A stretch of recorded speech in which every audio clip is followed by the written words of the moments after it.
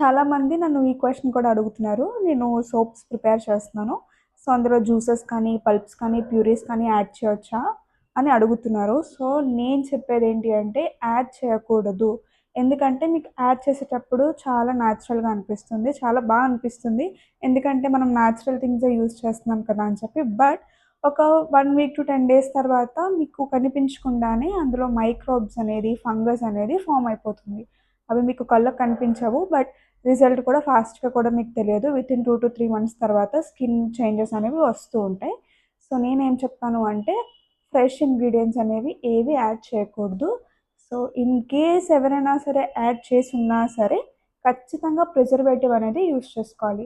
So, add చేసిన తర్వాత preservative add చేయడం వల్ల ఆ ఫ్రెష్ ఇంగ్రీడియెంట్ యొక్క బెనిఫిట్ అయితే ఏముండదు. So, it's better not to use.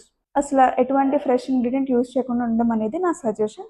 మీకు మంచి షెల్ఫ్ లైఫ్ ఉండాలి, లాంగర్ షెల్ఫ్ లైఫ్ ఉండాలి, ఎక్కువ కాలం ఉండాలి అనుకుంటే మాత్రం ఫ్రెష్ ఇంగ్రీడియెంట్స్ యూజ్ చేయకండి. సో థాట్ మీ స్కిన్‌కి కూడా చాలా మంచిది అండ్ అది ఒక సైంటిఫికల్ ఫార్ములా కూడా అవుతుంది. ఫ్రెష్ ఇంగ్రీడియెంట్స్ ప్లేస్‌లో మీరు ఎక్స్ట్రాక్ట్స్ యూజ్ చేసుకోవచ్చు, పౌడర్స్ యూజ్ చేసుకోవచ్చు, హైడ్రోసల్స్ కూడా యాడ్ చేసుకోవచ్చు.